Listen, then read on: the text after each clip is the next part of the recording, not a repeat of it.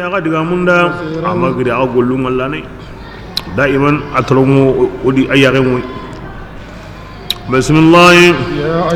يا يمو بقوتمني الله تعالى بتو أنا فاري يا مريم بتو أريهن كمان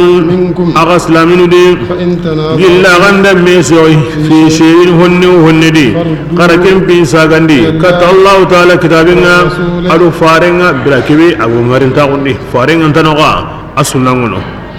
ora kinya jondi atikunda ora ke kwa jondi atikunda ora kinya jondi amahoko ora ke kwa jondi amahoko ay metti kundo ay mera kinya ke bidanga kenni suna kharamundu kendi allati farenti agma mekta himbe allati khammo khara qur'ana hay alla faren jondi kemme be garanya khammo إن كنتم أغنى تؤمنون عروتمني الله تعالى بينهما قد قدرنا إنني قدر لغرنا الساقكة الذي فارنا كي أم قسمون تاغد الدين ميفوتي ندورو أرقات دين ننسهيتي ورائنا أي أم قسمون تا فاتشاريا دين دهون سوق أهمانتنا ننتو أكوننا بيان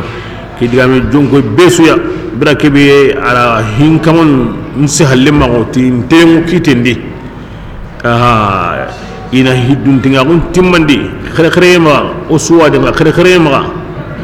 كي آياني كورون دي فقه قمو مغنون نغتبي ما كن يم دلني آية أطيع الله كن قرآن يا وأطيع الرسول كن الله فارن سننا وللأمر منكم كن العليم إجماعنا مثال الدارو كيندي ولا مسلا قبكني أنت قرآن كدي أبان كنتنغني أنت الله فارن سنة أبان كنتنغني من العلم منك حقني كن إجماعنا كن دلني وأولي الأمر منكم أغاهن كمانون من تهين به سلام ممكن كمانون كوني يتوانون ينهي قمونا أوكي وسيدرون تاقو يتوانون دا لا توانا يميغاني يتوانون توانوغا ti serunti kunda makiali li serunda makian tali serunda donc hi qore be alla garanya ndani mala lo to woni noronga ayani khurainga anga wallan kaniya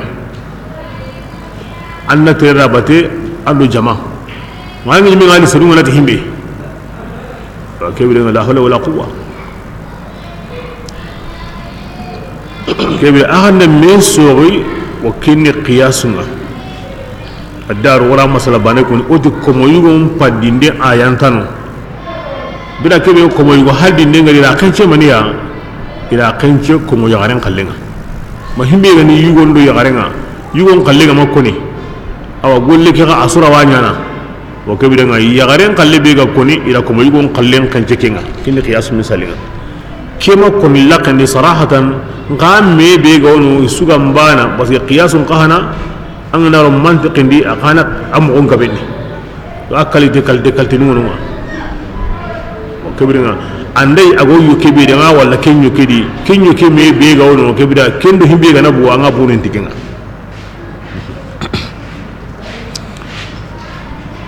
أقول فقهكم وقولين تكو دعام قانون نعتي آية بيجو القرآن دي كين نك آية دوا فقهي هي قوارين يعني أتوقع كلا وسا ورين تقويا أو راني فامي الله فرسول الله صلى الله عليه وسلم سريبي الله عند خير الله مرتا كمانينا أو كين كمانينا أنا فهم أنا إديناندي بدا فقه مراني فهمي هم بينورا القرآن كيف فهمه نا الله فارن سنة كيف فهمه كبرنا يقرأ هم بيسارندادي إلى كنيا سها أمالكي يومونو أشافعي يومونو أحنفي يومونو أحنبلي يومونو هو غني مذهبي أصفقه يومونو الله رفامي إنه نهم بنودا الله فارقة هم بنقوارن دي أغرى خير منو أغرى خير كني هم بنودا نفامو دي دينا دي كبيرنا كونغرا هم بفامو فارن دعامين دي أرو الله دعامين دي كوندا كنيا سها ناوتو تهوهونغا نلا ورا باتيم مغونغا الله باتيم مغونغا نلا ورا اويمي دورونغول يلي مغونغا وفقه سوها مركي الاعتقادات والعبادات والمعاملات بلا فقه نهي غوري serebe ganda fiqhin kanda to agumbindi Allah subhanahu wa ta'ala akhirin yananda amma game sawaba ma angana fiqhin ngar halle to agumbindi angeme sawaba nga aqoteni bas ya qaram ko serebe go kitini agar Allah tim famu na faren tim famu na ngala ngala di aqoteni de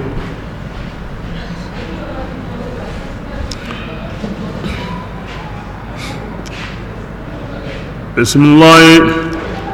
ألم ترى يا رانك ما هنديا كتيمنا يزعمون إذا واحد كبرون كني نندي أكونا إتمني الله بما تهم إذا كن ينقندي كتانك مولمينيا iwotini tunguni tuhonga igara kenyang kandi ange mawlamini kane ikuma lamurunu indiba kiti kata ya dantike ya kendi kaabun lashrafi ikadi ya mari nanti inkafiramu ti ya dantaburege ya mashekane wa lamurunu ini kunsankundi sameya baida kengallatu tunga وإذا قيل لهم إنتي دغني أقصغري كن كتهم كيتنا الله لكن ينقنك القرآن كن كتفار مولمنيا أن قصغر مناهر غري يصدون يوبلي بكان مولمن كيتنا بلي كمبا أن ينتهوا أن حكمهم عما كوري ألم ترى فكيف أتقم غني إذا أصابتهم مصيبة gilli masiba ndaku kita yang ngate asabu ngahonga ikitu ngarakin gulli kem palle inaran ke maulaminia kem palle inaran ya halifuna billahi ina kunati Allah taala o kuma ho lamuru wati ondiga kiti kaabuya maganta suluhunyi o ho lamuru maganta awaddomi de limma ona suluha sawra o manya nan dikide kutanani أدكم عن قدبرو واني يمونا الله تعالى هونتو في قلوبهم كنغوي صندموني قلي منهاغونا أرو اللزرة غارنتك بل بكا كنيام باي مغانديني إقواجو لكنون دي الله أن دقامي كوني إدنغاني يمين هنجانيني دقامي بيغان كيين كمپانا دقام كمپان كيين دي كيدا كوساوري مغا كينيا كيني جوكو بوين كمپاني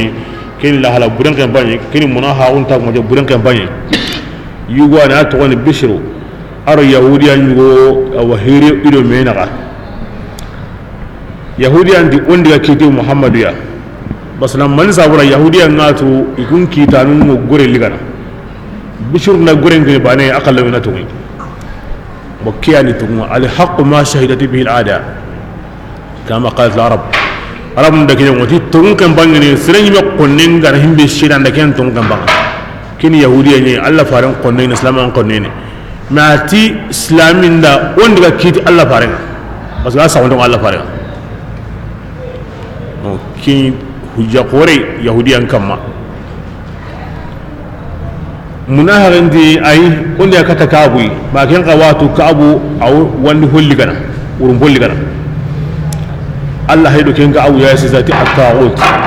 yahudiyan ga bara mati olli farenye ke biringa iri farenga ba ka jimo kanna ke digamin na musallama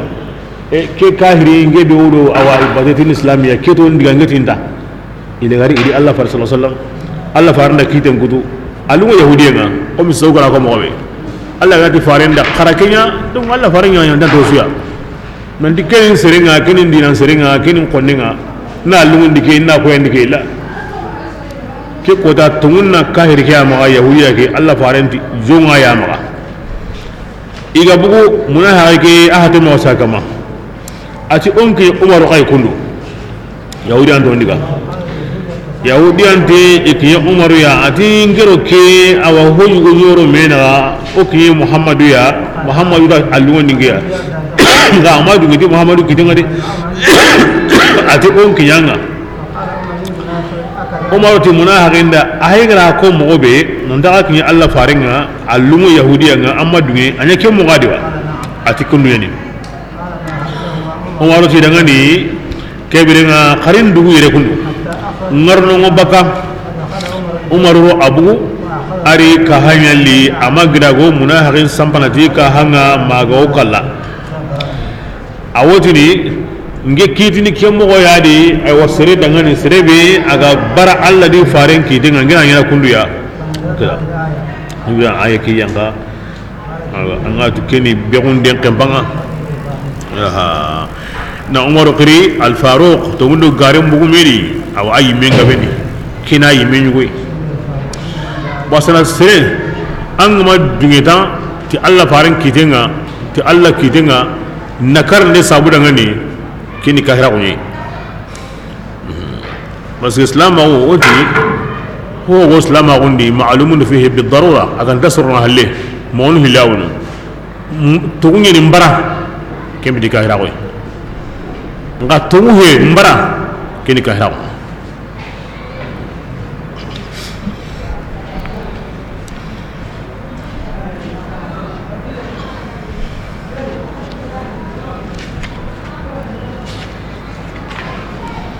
بسم الله وما أرسلنا رسول الله وكما قندي من رسول اللي هارسويا إلا ليطاع ما أنكيتي يمتون كما تيجن باري باتيين بإذن الله يا الله تعالى بنا غني فيما يأمر به ويحكم هارسو كن الله فارم بتيمولا هنا هارين ناري أيوة سيران تابتنو تي يقوي الله فسون تاقوني سيرقا بيغا براي أفورن تاوه الله تلمون تاوه إلا ليطاع لامك إلا لنحكم على الأمة بطاعته مونكيتي يمتون كما أنت حركة باتينا وانا كتهم بي كما تابتينا كينا باتنا وانا كتهم بي كما تكن تنيغا أرنو كسن دينا كمون ينا كندونا كلام على وما خلقت الجن والإنس إلا ليعبدون لله الله من كسبانا إلا لنحكم عليهم بالعبادة أغناني كم بالله هو بيقول كوني مغبي وما هارقي ما أوغا كيتي يمتون كما تابتين كوني تقهلي الله كيتي هلو سكما تفارن باتين كوني تقهلي الله غرو تغا نندي أوني باتوا نندغا كيتي تكين باني أيمتي أو ما تغونو سا هوتنا ساورا ما غانتا باتي كوني تقهلي كلا منكو هلي نكو أوا لامو يواني ألو هو جوا أكوني مغبي إمغو إنتبانا مغسري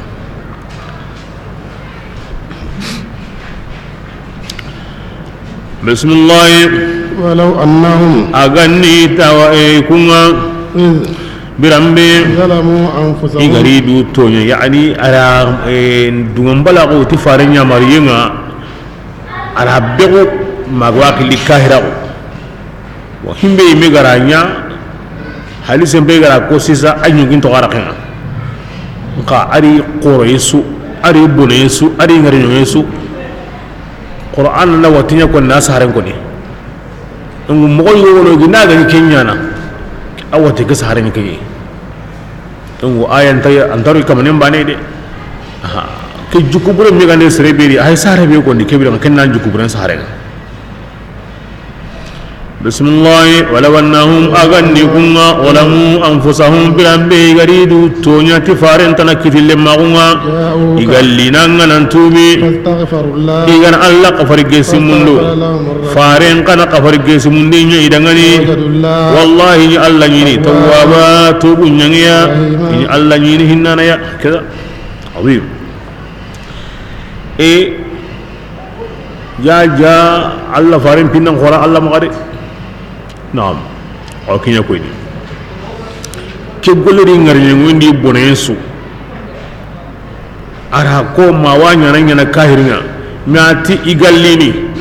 نقفر جسمني الله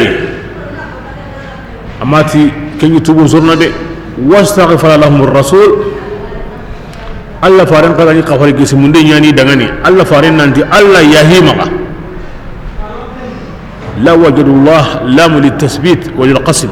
والله إن الله يني توبري غنيا توابا على وزن المبالغة إن يني توبري غنيا أن يطلق رينيه نينغا هيما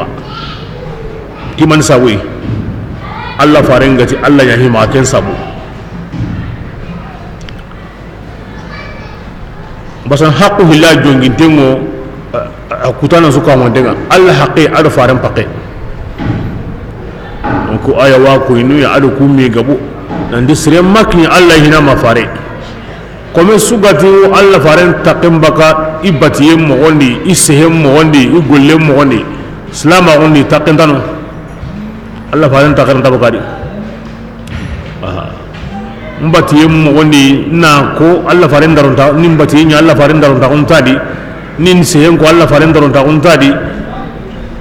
salama on ngolo baka bina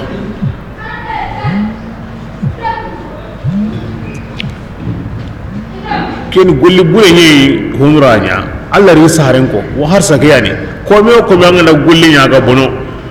anga kini anga tobi kata Allah tubu ngori gine abono mo mo mi Allah faran tanon lengi Allah faran kanu yebe ga wandi aga ndaram ma mo be aga wa ma laqabe ke ngana sabu nan to gulliga Allah faran ngandam ma laqe ya daron taw gandam ma kanu ye gandam ma an to buntar gene hodi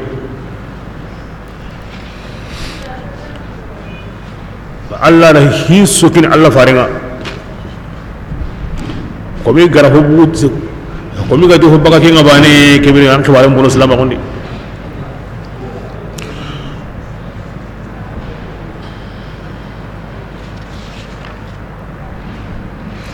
bismillah fala wa rabbika adun kuna tan kama ya rasulullah lakin zaidanga fa wa rabbika kuna tan kama أنا قلت تأكيد القسم نكونين قطن نتاي الزم خسري التفسير الكشاف كنا كنا كوني تمو أقل كاسرني كنا تان كمان لا يؤمنون بالإسلام أنت يا مؤمن يا مي غندا أنكينيا كيتا نعا هودي كمبي غندا ورو إدمين غندي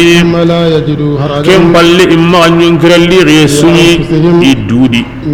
كل هونا أنغاقي تتكنا ويني دوكيني أنكي دنا دوكيني كمبا مكاني الشرطين مؤمن تمن داون شرطين دقيقة همين الإسلام كذا التي أفارنتي بانه كم بالكي دعنا كيانا ما ينكر اللي سكتان دودي ما سكاني أسكاني أنان دوكيني كم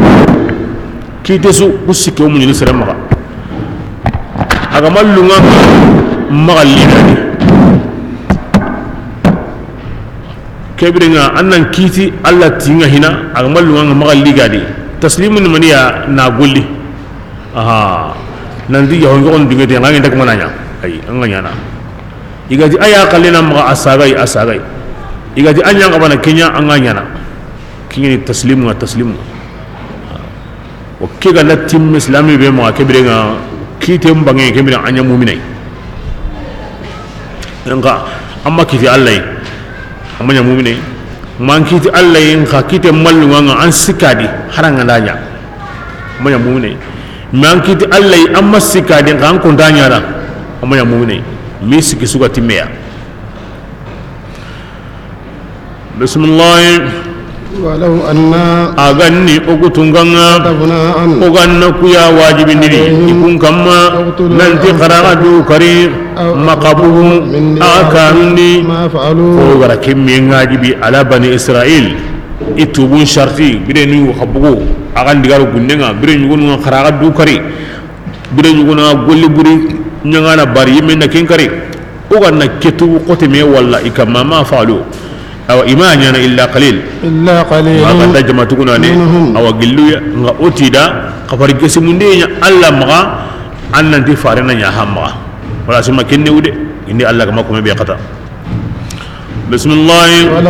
aganni kunga fa'alu ma igannahum gollini igawi wajunu tikenga atiken wajunde golleni nyana kingam pasangunda idangani tasbita kenyan digan qoton ta sabatinde ilimanan ka gunda igan sabatini okutungan ni kunu agiran aziman baraja qoreya min ladunna gilli wondini magi sabatinya qodeni nakalla kani bani ay kan har bana sorno sirana ولا هديناهم إذا سمتنا وني كندنا كليا كنتلهم دني ومن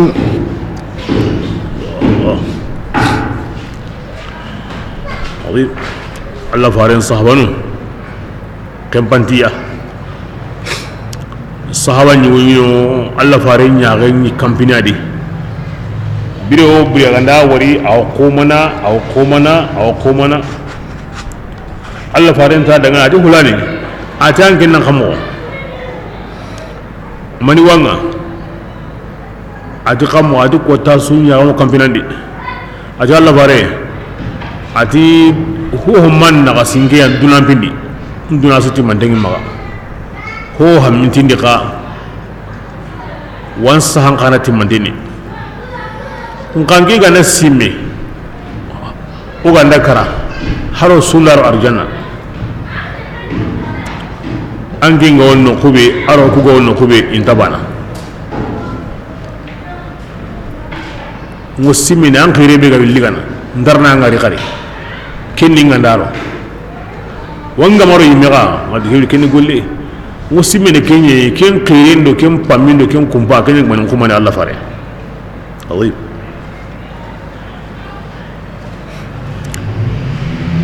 elodi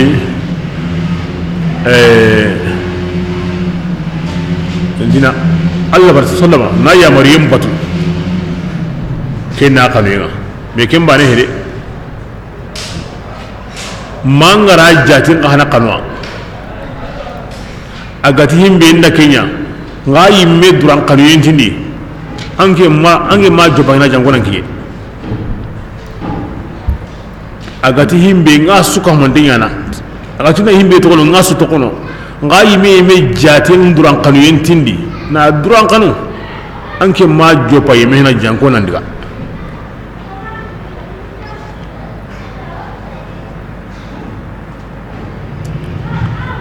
ki aya yanka Allah farin jatin kannanu ya tora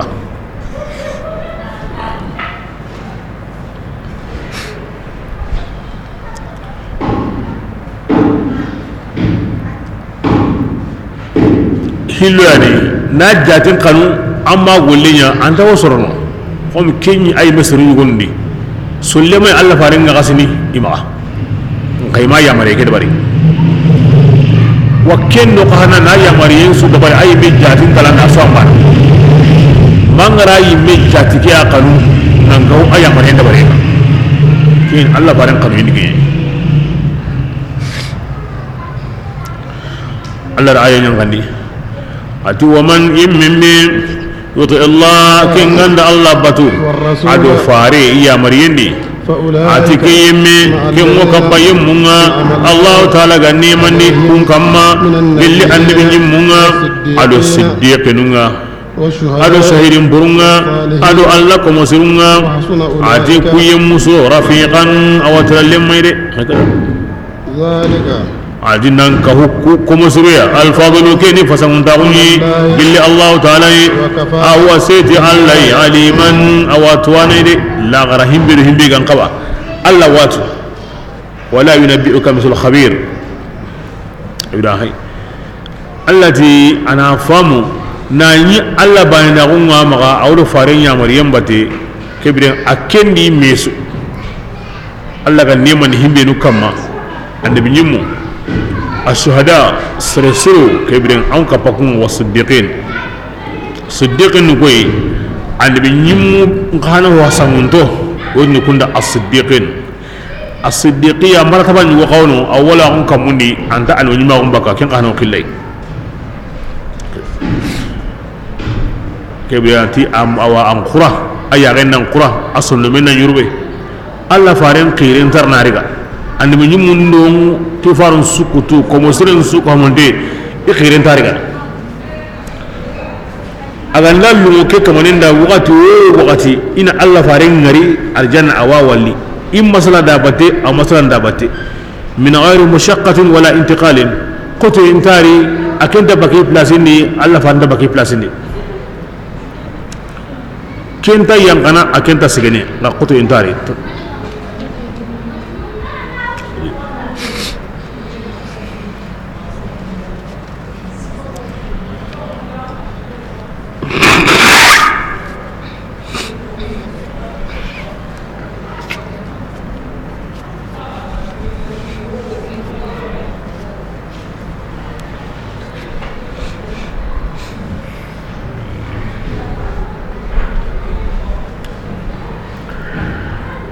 الصالح يعني سلسلة نقوية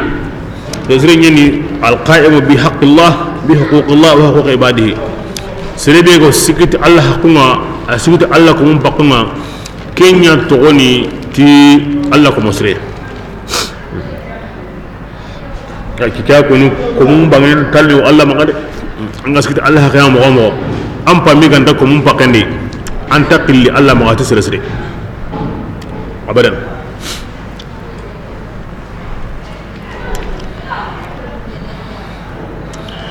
andike sika on ndade sisa koto ndade sere na famu nandi sere lawo sere walli na sahalle mago na ni agalla to anta na qubani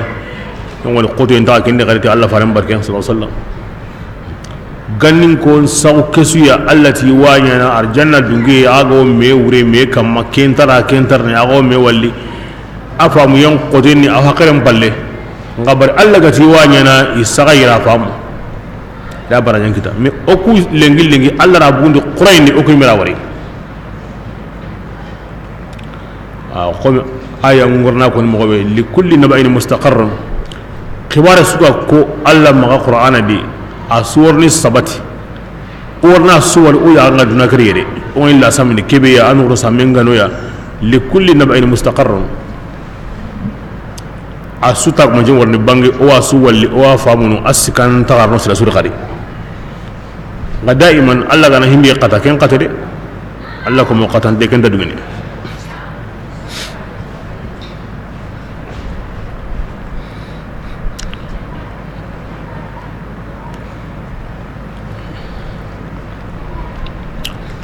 lengi ka gumi ganal lunganda anya rawang an kurensu ya igol ko banya gawiya igol mo banya gawiya amiro senen to la konsu ammi nyango ke mogodi an saru ke mogodi arjanna ma an kutunyi goyani atta huye sonno mendi akotenyi wallahi gara bangani na newndi bismillah ya ayyuha adiya yemu benu kunga tumundi kebre ngangu naligandi aga du mogotu honga anga wandu mogotu nuti himbe yani konnenga kebre nga ampakara to kenni de anya gajanyo kinga wa anya anne gamundi mogosronde nga wa anya gotonta nga wa anya nalato halakinu nga wa ewa ho yawna sabu ya anga wandu mogotun an konnenga donc atam pare to kende de ampara to kende bismillah kebirenga ka garaba sonni aga sanqinte kata qulnu ngajangenga ma an garaba sonni miga aga susunan ka huma me ka sanqi dibate bida kebe wakati nganda kinkiti magan ka huma me ka dibate wakati ngana himbe kiti kem pingo jongini kata kuren kanan konga ke wakati kyan kabana nya wona nya kundu ya ananya kem mogodi bismillah wa inna minkum laman ihbatun yani awana kamundi kuren aw kuren pindi kwa ewa fi islah al askar na rusro tammi kata kamesre woni kenda athbat sariya ni jama na wudu kame kata kamuna gati men saru ken na wudu kamuna gati kata kamu segi jeish ken na wudu kamu segi kata ujun nagati anda dang ujun nagati ya woni ken al jahfal bismillah wa inna minkum lama adin qasirwan kun do me nagandini kun yana sabu ina serun dugundi imakaru ka jangendi comme abdullah ibn ubay mun ha nyungume kedi seru igolenya ni aywa wunya herenga benya kutunu serunda himene go amuna ndiga jihadinga ni bantandi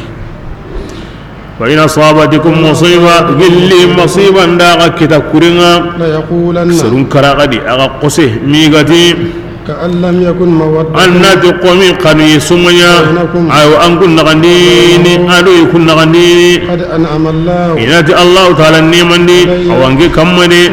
بسا نجي ما ينغانيا أو كبيا ما دو الله كهنجي ما ينو يندري كريا إكتي يكتكوي الله كهو بطلوك مديكا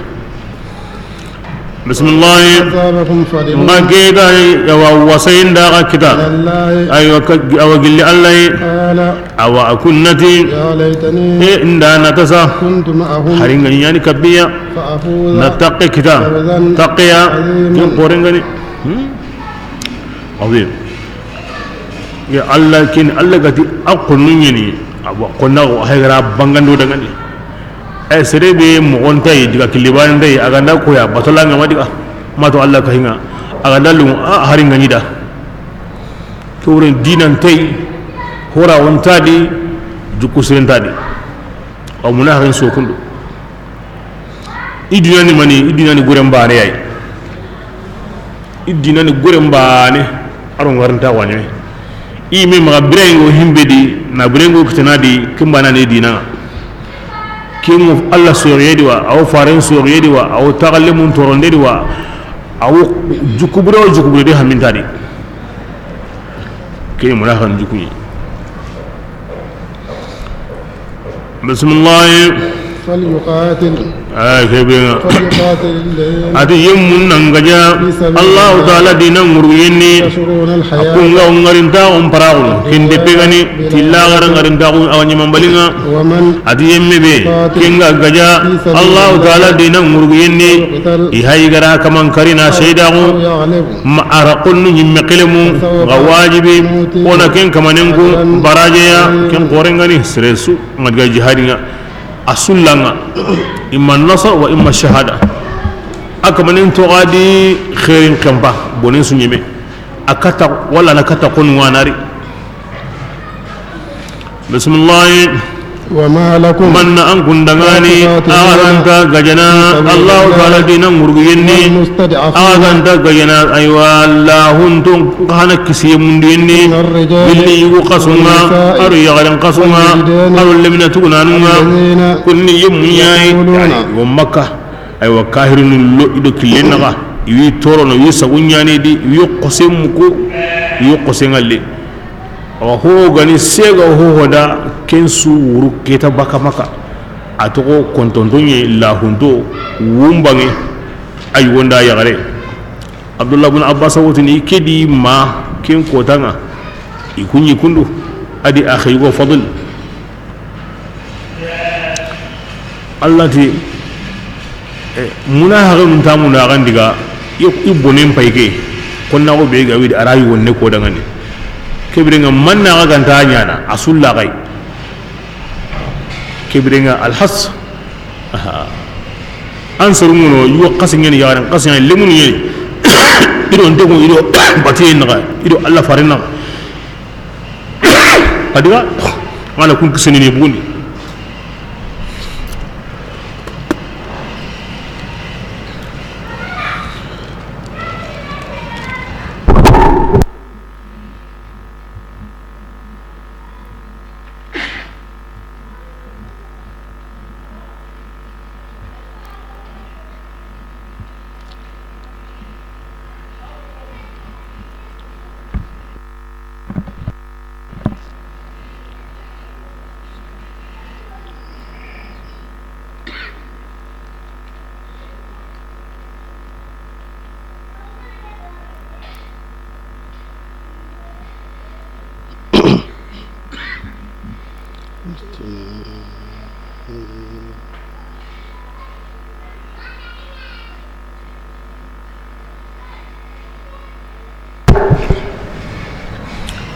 بسم الله الذين كل لهم دنيا يقولون وتنيد ووني يا أكما وأنيا غنان نوبوني شد بيدكين غني مكاي الظالم أهلها الدنغولون غرتنا غندنيا تكاهروا واجعل ولي وأنيا غنا همبيسا نيا ودغني باللي أنتم غاغوا أن ديماندانيا وكدغني باللي أنتم غاغوا كينغو سكي أودينا كيني دواونا ربنا أخرجنا من هذه القرية الظالم أهلها واجعل لنا من لدنك وليا واجعل لنا من لدنك نصرا تدواو سيوسري قول نقو أنتورن كنغو أندنا بندي هين كمان نمبغا أنو تغو تدواو نانا ma alla ga yuruba kinanga himbe go ngena sabu on kata ambati yenda bar nasronde nonga ma ana heri yaga na an kiyani no kube an garan batin nasronde ga qur'an go duwa sukko ni no kube amme ganais amme qoto ganais sey donc ken duwa usuma dangi ken duwa udi ngana qur'an wudu duwa suga wadi aga wa konni no kube kura keko igara konni to ko mo be stress suga o ken mo di angane to ko ken duwa ngana ken sahare ntan nan qoto kenga Allah ri duwa unjabi amma ka wase hijran sine segundi aywa utabu bin usaydi Allah farenda kengara maka yimindi limina tukuna ni akota sino tamure segu kenna wunga ngari wala yimen suro ko woni igaran tonya angana kinyi awan pakkan sigindi ni semben tenga nakanu lahu denga awan pakkan ligane awu sino tamure segu Allah farenda maka wasa abugunde ara qare hakinyi atwan utab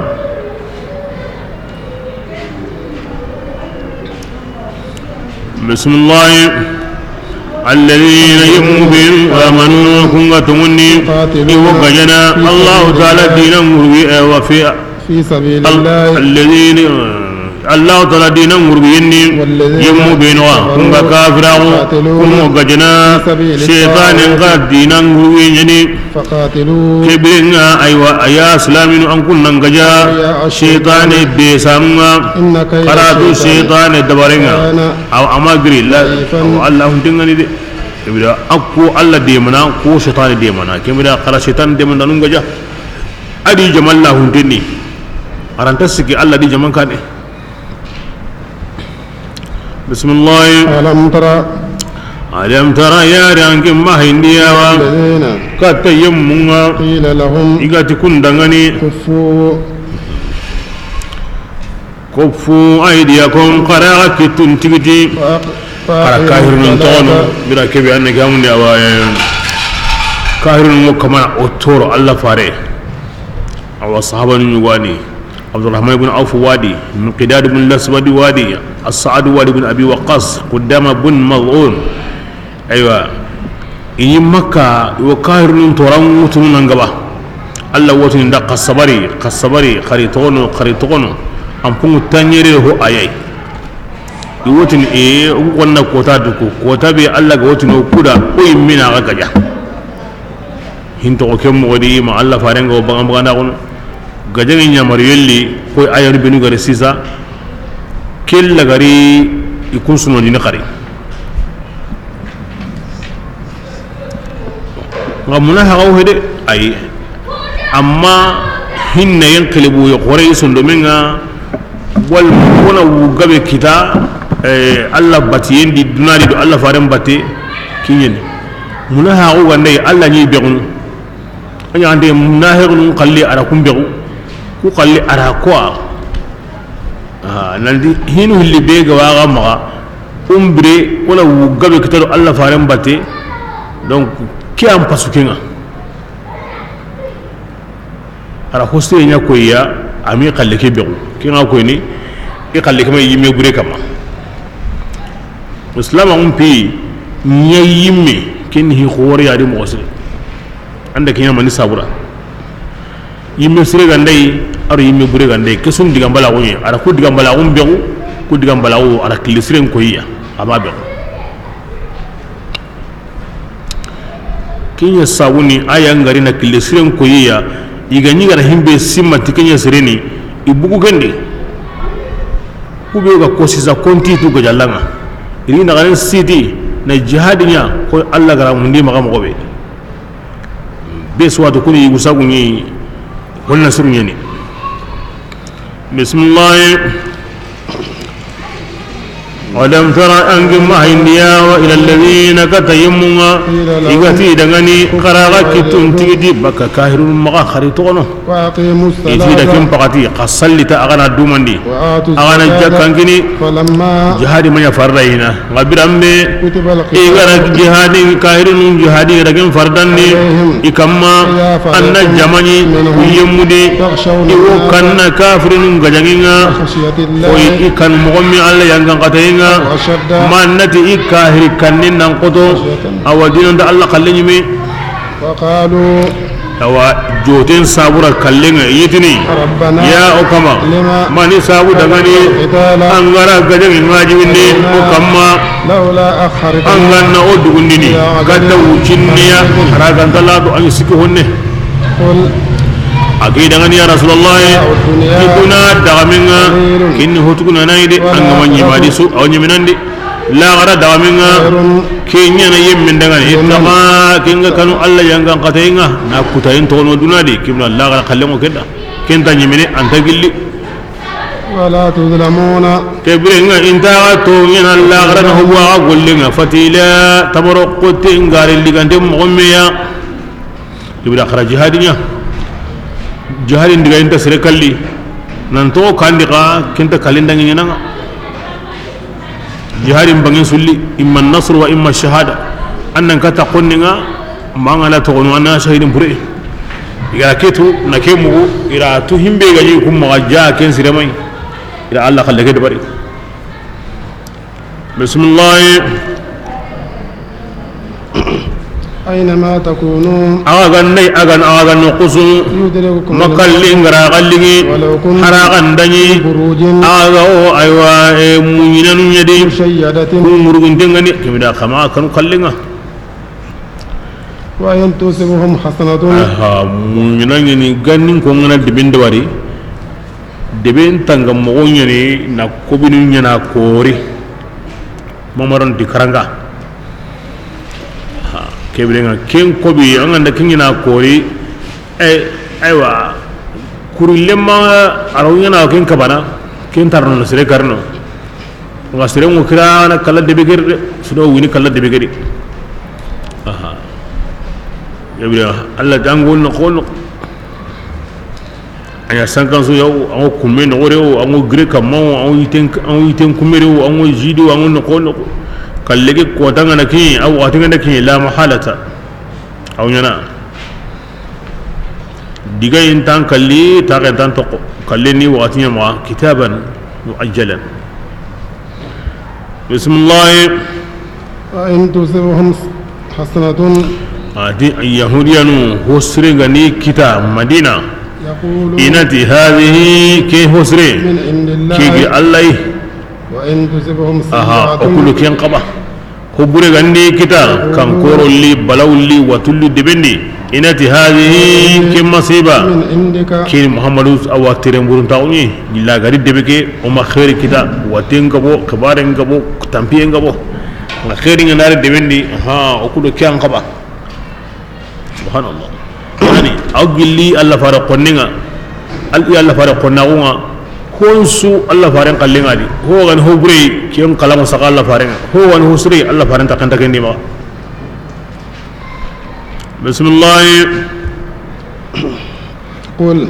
ya rasulullah ya mutini dangani كل khusrin bi ahaga tikin nan kun kallenga ho bure nin ke kallenga tasu من عند asubir الله Allah ya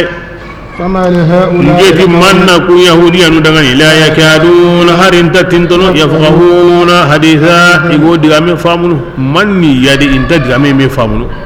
seren konni maga kinyegedi ko buru suko nya ken kalangu sakai ko siro suko nya attaken dadi manni ganta sey famunde bismillah ما al haqiqan kidahina kullun min indillah awarni kata majazi aw gemen ke kana ko ne akida ngani ti himbe di asabaka ken ngaran ken sirinne kitab من حسنة illi hosre o hosre من الله agri Allah yayi agri Allah katanga وما adi himbe ga ken ngaran ken sirinne kitab سيئة gilli hobreya ken gira nyimme yayi kada e Allah tisisa hobulen no hosulan zugri kai akuna ngara kiliya anna huntu bil haqiqa wal majaz anna hundan qana kuntu aduqa anna hundika kilin qat hon sugri Allah nga hosre anke be awa gawan kitana an yuga kunta kendi an purinta ko kinta kendi Allah an suranda na kinanga nga hobure garan kitade ilmi me haymani amwani asabun buwani me yadi Allah khairin yana ko mena harbane nga anta khair ke bosna nga bada ma sabun ngana buwani medi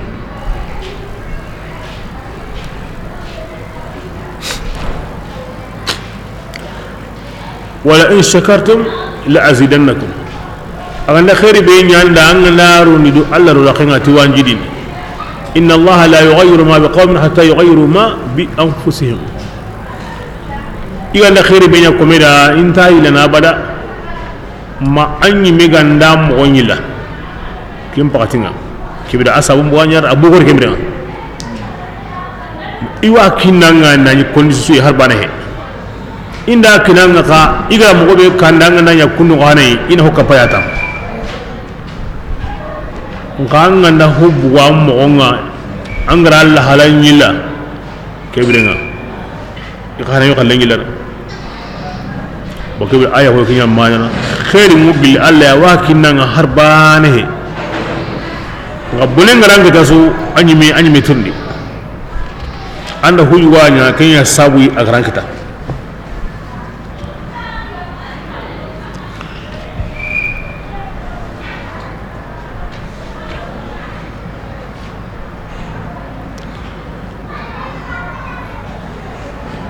Aisha wa radhiyallahu anhu islami ko gandan kita anya watte yau anya gurgusi yau anya kobe yau har sasin ga namboto harante hunkacin na kuti anda junubun wanya Allah ya ga kenya bugandi tigeya nga Allah go himbe tokono na ni aman ken bugandi kenya gabe ne karana nya higen wala wannan kun yo tisrebe no balawunga ngaboduna de ken annabi nyumwa aha kem palle annabi gamne Allah ko masru ebrenga kunya junubu kana gabe ne wa la ken kana islami masiba tawalu hiliyane masiba muslimin kitana ko sabura na Qur'an di baka junubunga bo islami ngana Qur'an baka junubunga kibra masiba ngan kitana ku sabura nan segendi ba himbe gara Qur'an di mere gantano on kinna segendi na kimola nga daiman Qur'an na ken kitab masiban di anna gimalle ma woni tudunga ni ardu kinne nan sabari amma ikhtibaran aw imtihanan kunyeni nan wure baga nan sigendi mana Qur'an di ananya hamma ya sawra Abdurrahman wa kun al-Jili insanul kamil kama taluzzu li al-alamu mud anta musqami wa in tamtahinni fa hiya indi sana'iu atiga Abdurrahman ati tora anyi hatengo anyi nawurengo toran na likida basa toran ngiri anke Allah yayi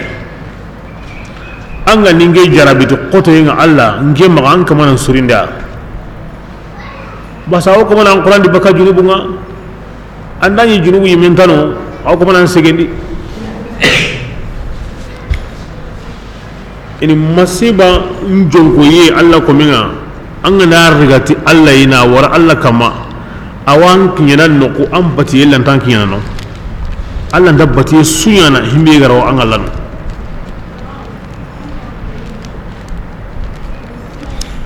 inshallah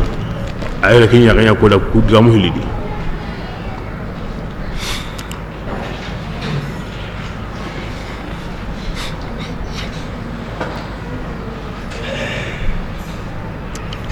ho gara islamin kana kita ho garan kita harin to ngacen guti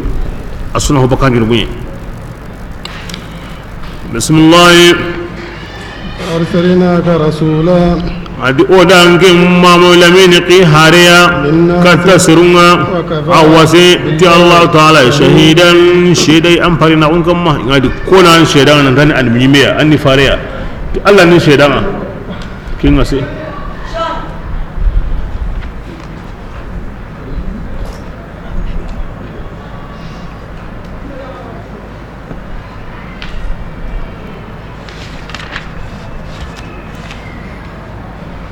bismillah من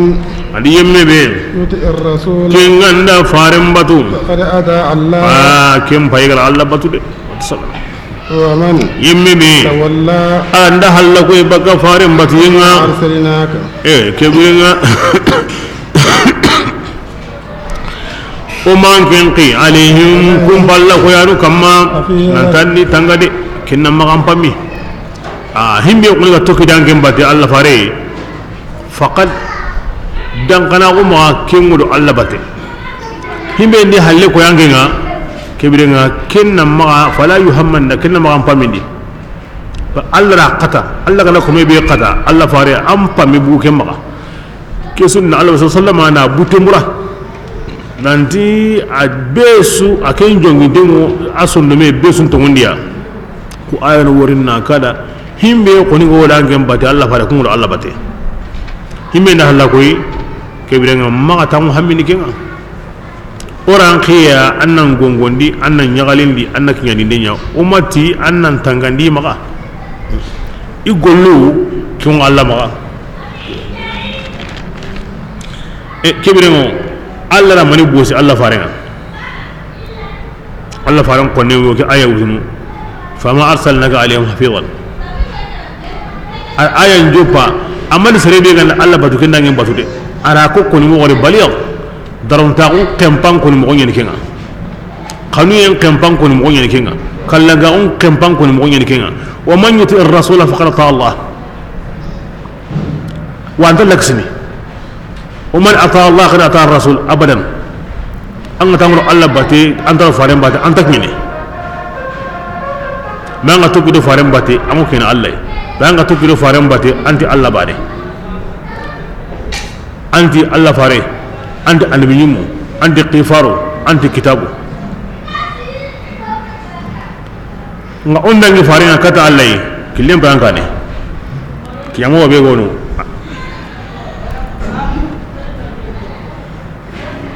Allah fare ndarno ti ayanu be ya Allah fare ko nu ayanu mutunu tiwa Allah fa sallallahu alaihi wa Allah on da on baka kendi naro be sunyo reem bugo kundi Allah ma ko komeda hina man ata'ahu qad ata Allah amen ko komeda hina annasinda kama Allah farinya da Qur'ana ni man yuti ar-rasula faqad ata Allah wa anta laksini anga tokki do faran bate kemura ngur Allah bate nga dina Allah faran bugul ngur Allah bate kiyamo on tanu bismillah wa yaquluna adimuna harun mudini ta'atun aywa bila kebe o ya mariyenga nariya wotnanda mahalamini aw ya mari bati wanda o dunga tay fa idha barazu bila be harun gandabu aw yahuyun gandabu ankim magabira kebe ta'ifatun jamanahu umurun indi illi yahudiyanunga kengan hon tanai taqul agara kenkwan kem padariyendi wallahu Allah ta'ala ana hunya ana malikanun ya marni na hunya sa igara kengurun indi de kebirenga balli baki magati yampainga annam penum besindi Allah ta'ala ma Allah wa ngasaniya awasiti allai wakilan besindana ya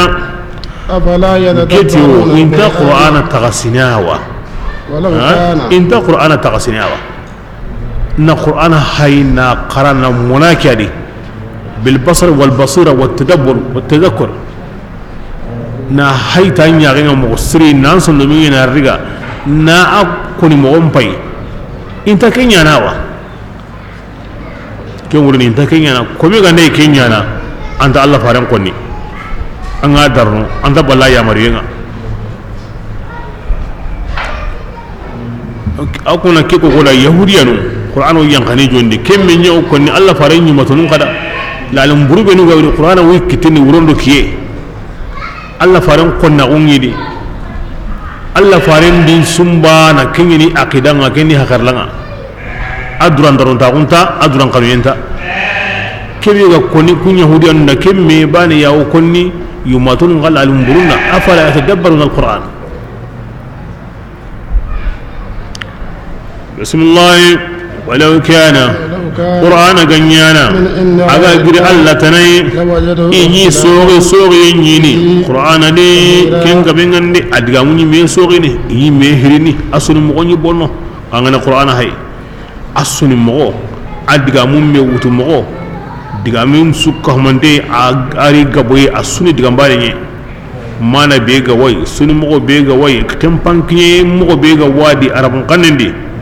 Allah ngane kempai angatu nanti tagaho diga me hitige e allati yusuran tamili katawa atirus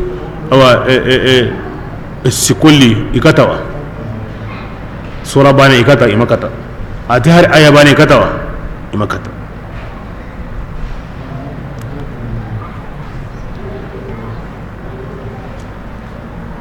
inna qirnali allati kunda faranti kunda ta'atun odunge e diga nabu alla faran jomme na gane kebirenga ido himbe ga wuide ido himbe ga wuyi ngabu ken kamade yani iraro irabu iro himbe ga wuyi on ta alla faran on ta hidi iro kelli idabu kiya sawa iro himbe ga wuyi arangara igara himbe kan joni tabana sami'na wa asayna kambanan ngallaqati igara himbe kan jondi kempede ay iro himbe ga wuyi iga magi libaka kamare igasni malika nan kinya sa huburege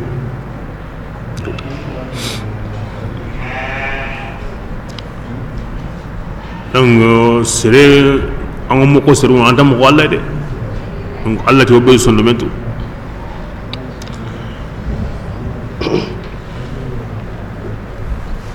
ngati himbe tandu sanga tandu ge bana manyeme amanyeme de ay mangaranya bismillah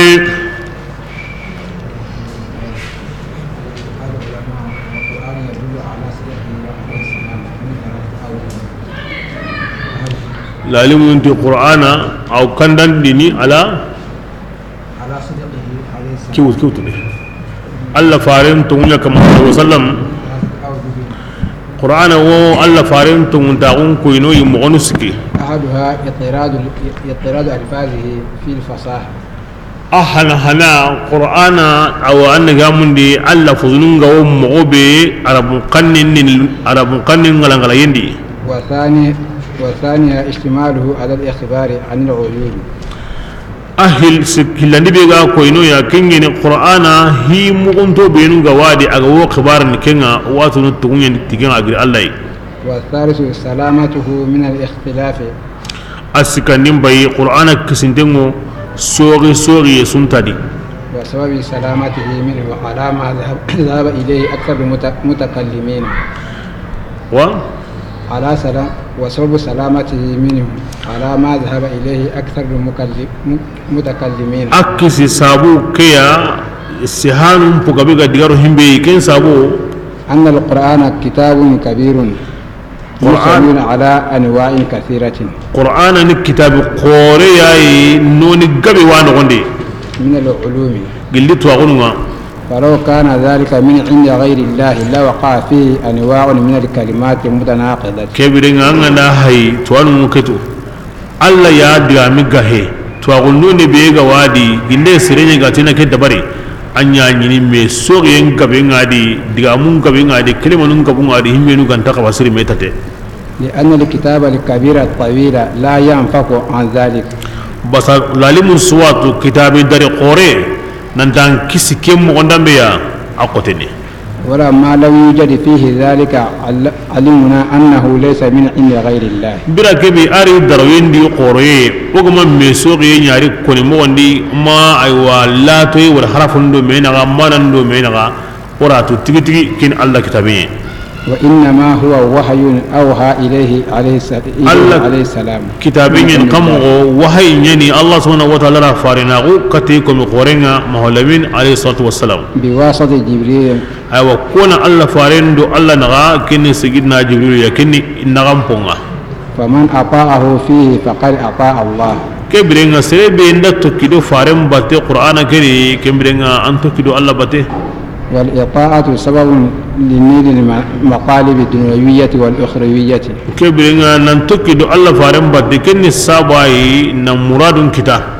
أو كبير من الله مغا أو تندين له الأدياد نور الآخرة ننتكيدو الله فارن باتي كني كن كتا سابوني ويرشدك على شرف الإطاعة ويرشدك على شرف الإطاعة ما القرآن وان كندنا أيوا يا مربطي مرغين داون كما لأن كلب أصحاب الكهف لما تبعهم في طاعة الله وعد له دخول الجنة مامو لأن كلب أصحاب الكهف لما تبعهم في طاعة الله وعد له دخول الجنة an yagantai kahfu dunkolun mulle bira kebe aga tokki di batte base woro Allah batte Allah subhanahu wa ta'ala ra khair khore nyada adi wulla qusu narondi arjanna di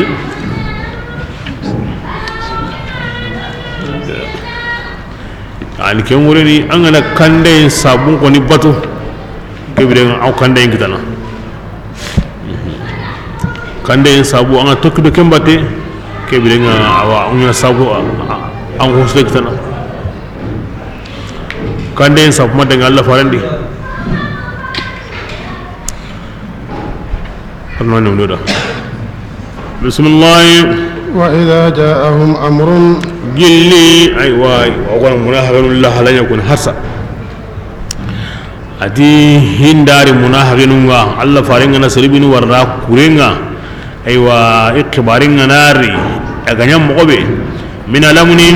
andani de mande nyane أو الخوف mandanya qosoy nyimani أذاعوا ina sanqindi bihi tigan kibaringa aha ina koni mo wari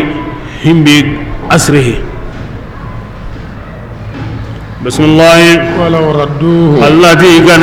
ساغندني كتا فارنغا او كتا هين كمانونغا او غلي صحابه قورونغا علمه الذين كبرنا يم ايوا كبرنا كين يسرني لا علمه الذين كبرنا يم نياتونو يستنبطونه كونغو افونتيندني كونغا تونو كين قبانانكو والما كين تقبانانكو ما كوني وقت ما كين هنا ما تقبانانكو يري كين اللور منهم كن كنتو بسم الله ولولا فضل الله فضل داون قال لي جنبي اما كما اسلام وما قداهن قال لي جنبي الشيطان يبطل الا قليلا ما كنت ونه كين لدبوا هنا داري بيسو ترول لو هكادي كان اللغمي اي بيسو ما اللغمي هنا ايو كين ورتا وهمني وري kiya kunya wala qabli hinga ne yam beswa muku Allah hibane muku kame ko ni mo gori banglati konti anya ko jondi mo gontai ila hingo tawon himeni wure ila kunya ko na laqabi ay khibare awla ni kata hidan tanu ya akon nana akonira akoni wakati ada akoni mo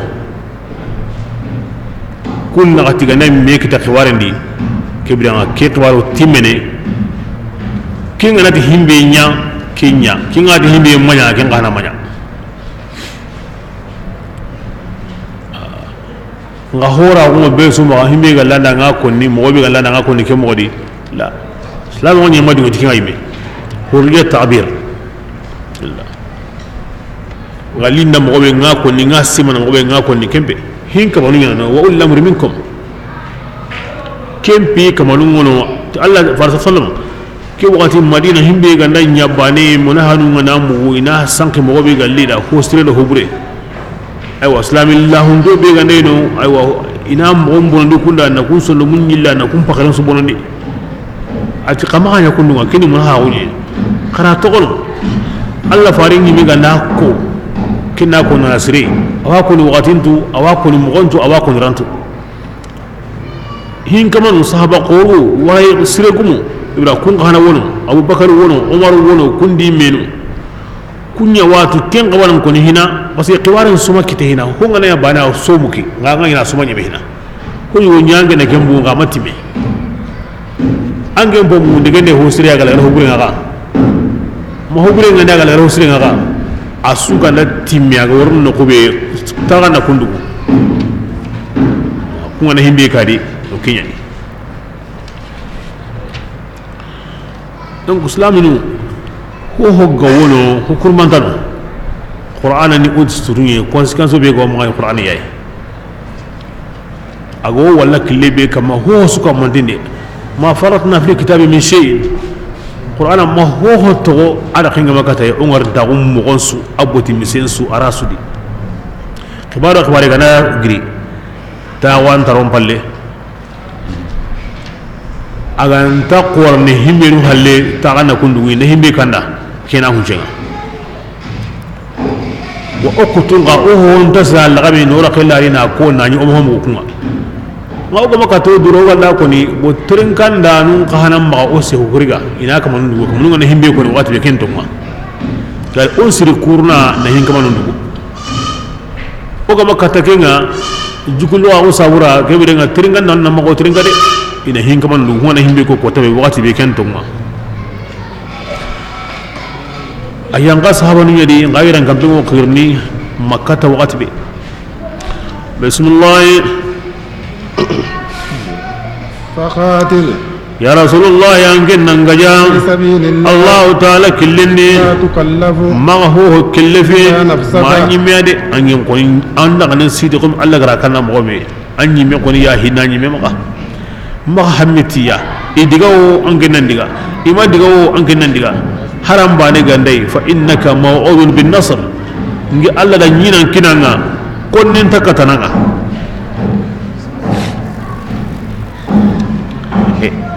Allah farana ko min bana keme go serra hina kiya sabuni Allah sallallahu gaje ngana ko to mogomo aya galla kan dayline gaje ko to wati ni mi angani ni aw munyu ni konnin gabo inda ga balagu an tabbi chanin dikin hamintai ya sabur asu gananga ti gana musfirun yalqal katibata bassa man idha ashama alwujuh alliqa'u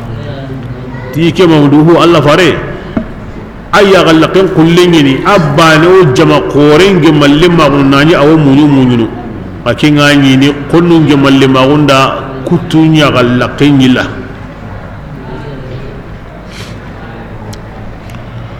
bismillah